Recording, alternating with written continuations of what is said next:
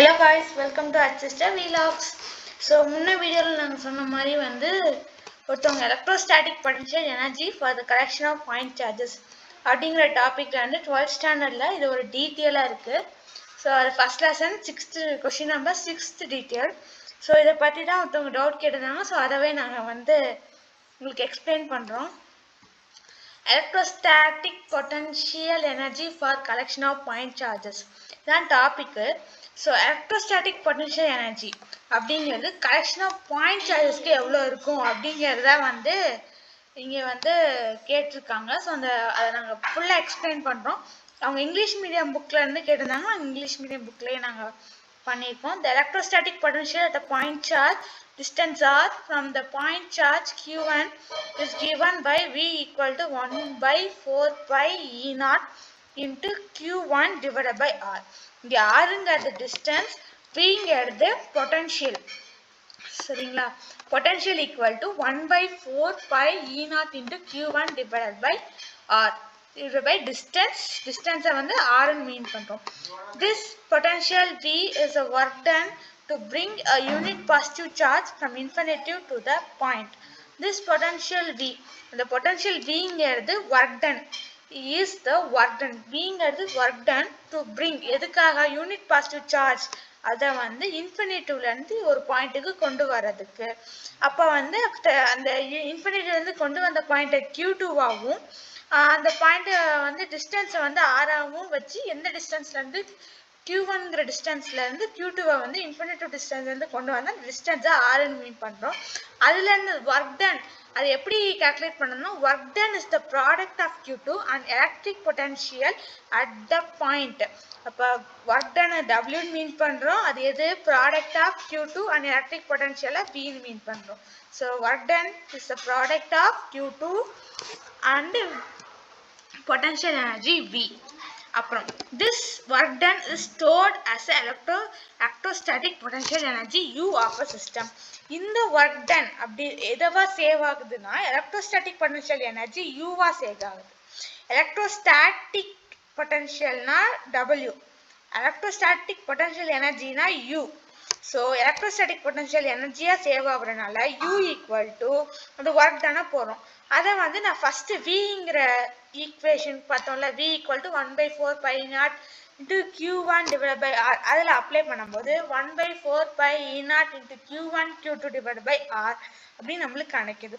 இவ்வளவுதான் first. Second, the electrostatic potential energy ங்கிறது u depends only on the distance between the two point charges. electrostatic potential energy வந்து எதை depend பண்ணிருக்கும்னா distance between two point charges depend பண்ணி தான் இருக்கும். அதோட எக்ஸ்பிரஷன் வந்து derived by assuming q1 is the fixed and q2 is brought from the infinity. அது இந்த எக்ஸ்பிரஷன் எப்படி கொண்டு வந்தாங்கன்னு பாத்தீங்கன்னா q1ங்கிறது fixed point, ஆனா q2ங்கிறது ஒரு இடத்துல இருந்து இன்னொரு இடத்துக்கு கொண்டு வரப்பட்ட, இன்ஃபினிட்டினா எங்க இருந்து தெரியல, ஒரு தூரமான இடத்துல இருந்து ஒரு இடத்துக்கு கொண்டு வரப்பட்டது. பாத்தீங்கன்னா இங்க இந்த பிக்சர்ல பார்த்தாலே தெரியும் q1 இங்க இருக்குன்னா q2ங்கிறது எங்க வேணாலும் இருந்திருக்கலாம், அங்க தேடி பிடிச்சி q2 கொண்டு வந்து இங்க வச்சிருக்காங்க. சோ அதுதான் அப்படி சொல்றாங்க. அப்புறம் இந்த ஈக்குவேஷன் வந்து சில எதுக்கு ட்ரூவா இருக்கும் அப்படின்னு சொல்றாங்க. அத கண்டிஷன் என்னன்னா இப்ப q2 ஃபிக்ஸ்டாவும் q1 எங்கேயாச்சும் இந்த கொண்டு வர பாயிண்டா இருந்தாலும் அது கரெக்ட் தான் அப்படின்னு சொல்றாங்க. இல்லாட்டி q1 q2 ரெண்டையுமே வந்து ரெண்டையும் சேர்த்து ஒரே நேரத்துல கொண்டு வந்ததாக இருந்தாலும் அது வந்து கரெக்ட் தான். சரிங்களா? அதே மாதிரி 3 charges are arranged in the following configuration. பாத்தீங்கன்னா இந்த 3 charges வந்து இங்க அரேஞ்ச் பண்ணிருக்காங்க. அத வந்து ஸ்டெப் பை ஸ்டெப்பா வந்து சில இது அத எப்படி கால்குலேட் பண்ணிருக்காங்கங்கறது நமக்கு மெத்தட்ஸா கொடுத்திருக்காங்க. அதுக்கு ஒரு 4 மெத்தட் யூஸ் பண்ணிருக்காங்க. 4 ஸ்டெப் கொடுத்திருக்காங்க. சோ அத நம்ம பார்க்கலாம். ஃபர்ஸ்ட் ஸ்டெப்ல என்ன பண்ணிருக்காங்கன்னா bringing a charge q1 from the infinitive to a point a. பாத்தீங்கன்னா ஒரு ஏங்கற பாயிண்ட்க்கு q1ங்கற சார்ஜை கொண்டு வந்திருக்காங்க. அது point a requires no work. இதுக்கு வந்து வர்க் தேவையில்லை, ஏன்னா அதுக்கு ஆப்போசிட்டா எந்த வர்க்குமே நடக்கல. சோ அதனால அதுக்கு வர்க் தேவையில்லை அப்படின்னு சொல்றாங்க. அதே மாதிரி நம்ம பிங்கிற பாயிண்ட்டுக்கு Q2ங்கிற சார்ஜை கொண்டு வந்தோம்னா அங்க ஒர்க் நடந்திருக்கும். ஏன்னா Q1 அந்த electric field created by Q1. So அது நடந்தனால அங்கே ஒர்க் டன் நடந்திருக்கும் சொல்றாங்க. இப்போ work done and Q2 charge எவ்வளோன்னா W = Q2 V1B. V1Bங்கிறது என்னது குறிக்குது? பாயிண்ட் B Q1ல இருக்க 1. இது வந்து Q2. Work done = Q2 × V1B. இப்போ V1Bங்கிறது என்னன்னு சொன்னேன்ல, அதுதான் electrostatic potential due to charge Q1. Q1ல இருக்க 1 at a point B. Q1ல இருக்க electrostatic potentialum Q1ல இருக்க electrostatic potentialum எந்த பாயிண்ட்ல B பாயிண்ட்ல இருக்கிறதுல V1B ன்னு கொடுத்திருக்கான். Note that the expression is the same when Q2 is brought fixed first and then Q1 is later. இந்த expression எதுக்கு சேம்னா, இந்த எக்ஸ்பிரஷன் எதுக்கெல்லாம் சேம்னா வந்து Q2-வை ஃபர்ஸ்டே கொண்டு வந்துட்டாலும் Q2-வை அதுக்கப்புறம் யூஸ் பண்ணாலும் அது சேம் தான். Similarly, to bring the point work done has to be done. The charge Q3 to the point C, work has to be done against the total electric field due to both charges Q1 and Q2. இப்போ பார்த்தீங்கன்னா அதே மாதிரி Q3ங்கிற point Cல வந்து Q3ங்கிற சார்ஜை கொண்டு வரும்போது work has done against the total electric field. அதுக்கு அகேன்ஸ்டாகவும் total electric field நடந்திருக்கும். அது வந்து Q1ஆலையும் சார்ஜஸ் Q1ஆலையும் Q2ஆலையும் நடந்த எலக்ட்ரிக் ஃபீல்ட் ஒர்க்காக நடந்திருக்கும். ஸோ அந்த ஒர்க்கை எப்படி கால்குலேட் பண்ணனா, work done to bring a charge Q3 = Q3 × V1C V2C. அப்படின்னா எலக்ட்ரிக் பொட்டன்ஷியல் 1ங்கிறது Q1ஓடது, Cங்கிறது at the point C. அதே மாதிரி V2Cங்கிறது electric potential Q2 at the point C. சரிங்களா? அதான் கீழே கொடுத்துருக்காங்க. Here V1C is electric potential due to charge Q1 at the point C. V2C is electric potential charge to charge Q2 at the point C.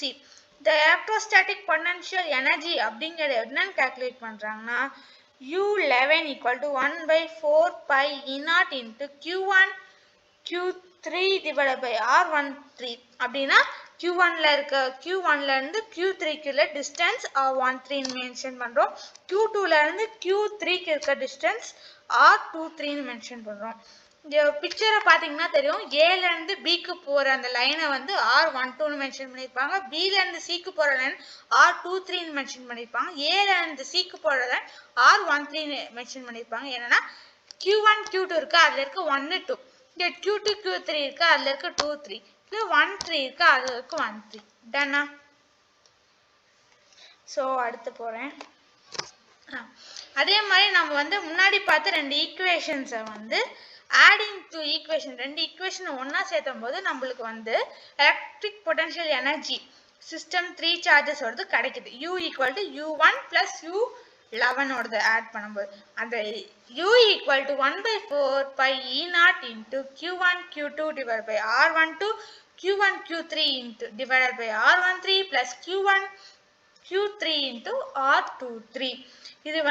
இதுதான் வந்து U = that means electric potential energy for the point charges ஓட equation. இது வந்து stored.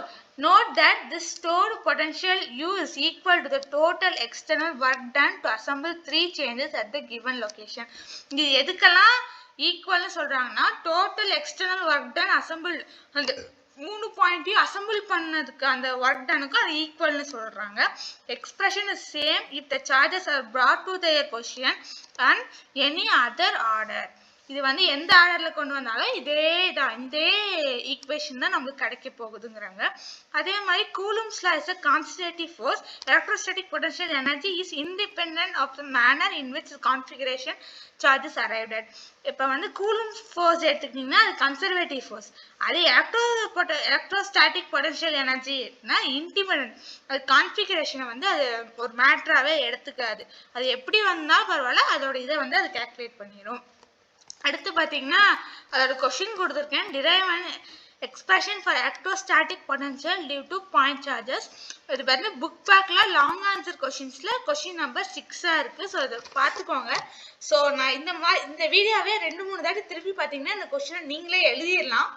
இது பார்த்துட்டு உடனே rough note எடுத்து எழுதி பாருங்க. இந்த கொஸ்டின் அப்படியே இதாயிரும். இந்த மாதிரி ஏதாச்சும் உங்களுக்கு ஏதாச்சும் டாபிக்ல டவுட் இருந்தாலும் சரி, இந்த லெசன்ல டவுட் இருந்தாலும் சரி, எங்க கமெண்ட் பாக்ஸ்ல கமெண்ட் பண்ணுங்க. அப்பதான் எங்களுக்கு தெரியும். இந்த வீடியோல உங்களுக்கு ஏதாச்சும் பிடிக்காத மாதிரியோ இல்ல ஏதாச்சும் மாத்தணும் மாதிரி நீங்க யோசிச்சீங்கன்னா அதையும் கமெண்ட் பண்ணுங்க. நாங்க சேஞ்ச் பண்றோம்.